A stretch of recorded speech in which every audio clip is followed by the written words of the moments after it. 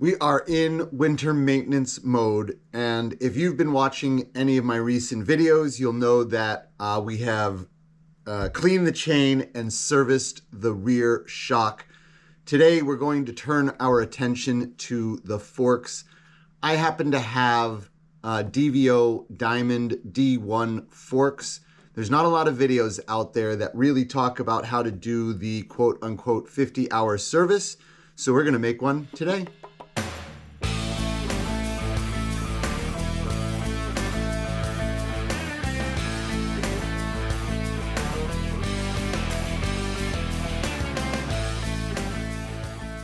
Let's take a quick look at the tools we're going to need for today's service. We have a soft mallet. I have a rubber mallet, a wood mallet, or a plastic sleeve over a regular mallet would work just fine. A 32 millimeter socket, an 18 millimeter socket. Very important that they are thin walled sockets so that you have enough clearance between the bottom of the fork and the foot nuts. The documentation talks about using an 18 millimeter wrench to be able to pry the old seals loose. But I also have these plastic non-marring picks. We'll see which one we decide to use. 2 millimeter Allen key, 35 millimeter seal press, and a couple of things for small parts, and something ultimately to catch the oil when we get ready to drain the forks. In addition to those tools, we do have a couple other things we need. I have some suspension cleaner. We have 7.5 weight shock oil, which is what the DVO fork uses. Something that can measure at least 35 milliliters or cc's of oil. Little cup for pre-soaking a couple of the seals. Suspension grease. Obviously, you need the replacement seals, and because there are not that many videos out there on how to service the DVO shock, I do have the service guide just in case, some shop towels, some nitrite gloves, and we are ready to begin. As always, when working with air suspension products, make sure you remove the air before doing any service to it. I already removed the air from the fork, so I'm just going to remove the top cap. The next thing I have to do, using my 2 millimeter Allen key, I am going to remove the high speed and low speed compression dials.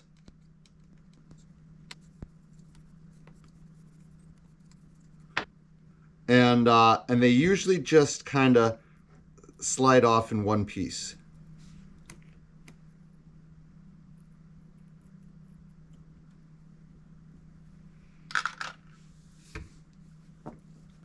So now we need to loosen the tops of each side of the fork. We want to make sure that we loosen it, but we do not remove it all the way. We still have to loosen the foot nut and break the cartridges loose from the castings. All right, I'm going to swap out my 32 millimeter socket for my 18 millimeter socket. The next thing I have to do is loosen the foot nuts, but same thing, do not completely remove them.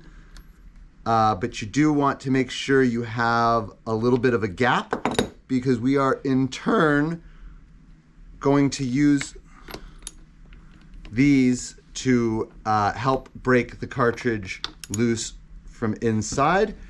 All right, at this point, you might want to get ready to capture any oil that might come out. So I have some kitty litter inside a container. Using the socket and the rubber mallet, kind of give it a good little whack. And that should loosen the cartridge inside. And again on the other side as well.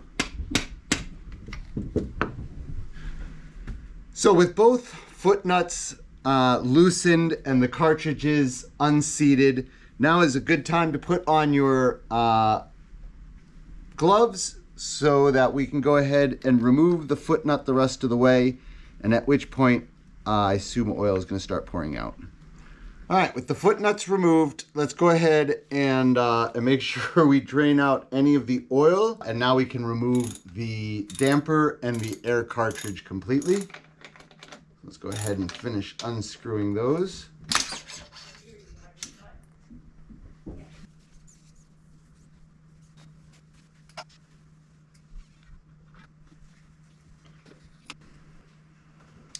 And we can now remove the lower legs from the uppers, and they should just basically slide right off. Now is a good time to take a minute and clean the uppers and make sure that there is no visible signs of damage. Mine are looking in pretty good shape. We're going to want to do the same thing with the lowers. We're going to want to look inside. It is now time to try and remove the old seals from the top of the lowers. We're going to use an 18 millimeter box wrench. There is a little lip underneath here that you can use the wrench to get underneath. And then just with a little bit of pressure, it pops out just like that. There you go. Let's do it to the other side as well. And both seals are out. I don't know if you can see it, but with the seals removed, we have easy access to the foam rings that were underneath. Now we can go ahead and really clean the inside of the casting. And now we can clean the inside.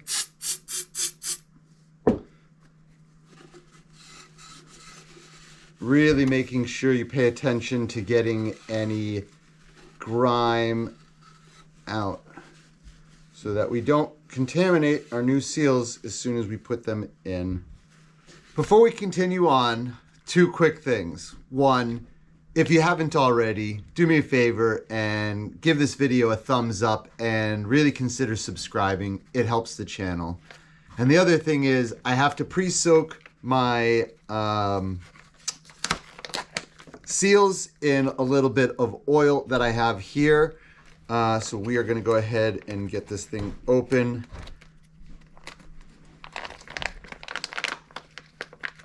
And the two things that kind of look like calamari can go into the oil.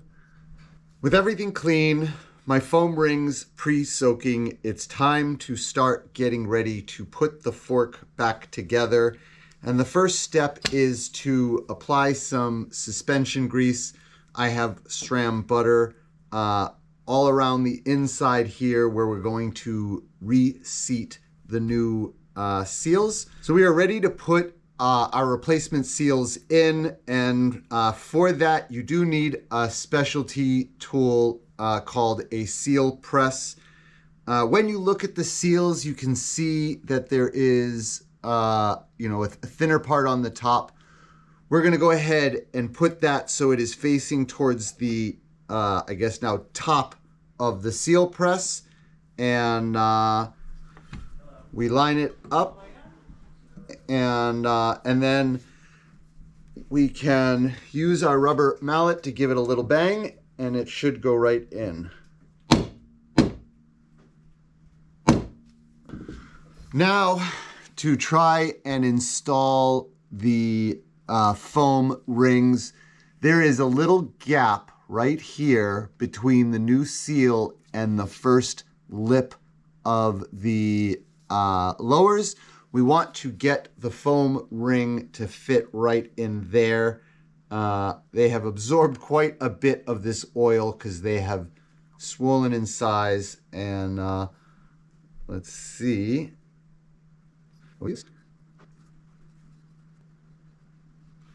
That was not difficult at all. Once again, we need to go ahead and apply some of this suspension grease to the inside of the seal.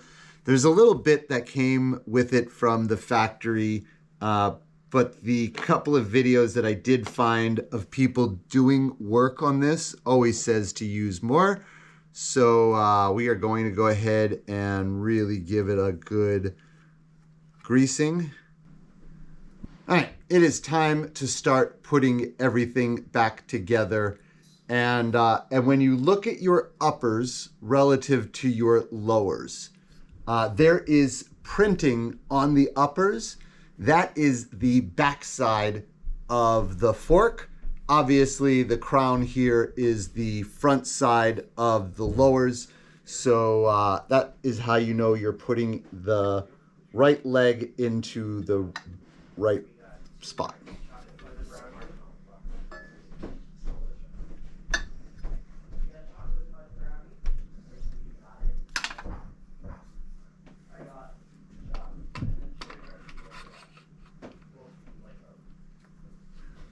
With the lowers back on the uppers, we have to insert the damper, and as you put it into the fork, you want to make sure you pull the lowers just enough that you're able to insert all of the damper cartridge.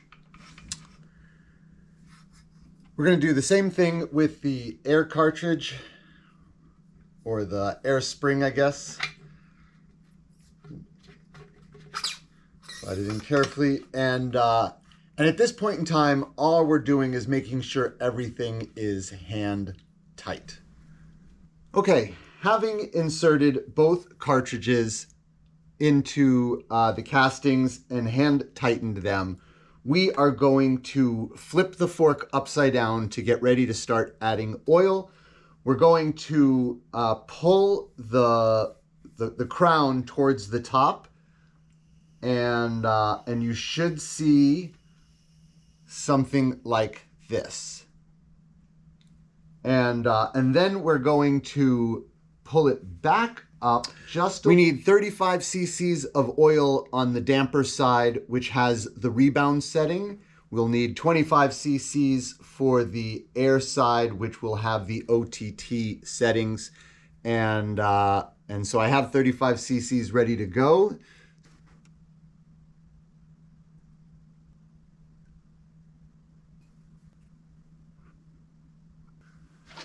Okay, now that we have oil in both sides, we're once again going to pull the crown back up towards the top of the fork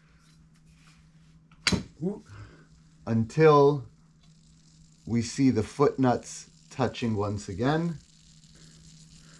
We're going to go ahead and insert both adjusters and get them to 10 Newton meters.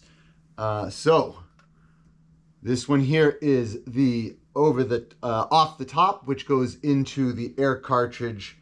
So we'll start with just finger tight. Low and high speed compression dials. With both foot nuts torqued to 10 Newton meters, we're going to go ahead and do the top caps to 20 Newton meters. And of course, that brings us to our small parts container. We're going to reinstall the low and high speed compression dials, keeping in mind this is the front of your bike. I put so that you can read high speed from the seat, and slide it down. There's this tiny screw, 2mm hex Allen key, and just make it nice and snug. We'll go ahead and put the air cap on the other side, and we're ready to put the bike back together after I finish doing a little bit more winter maintenance. This fork should be good to go.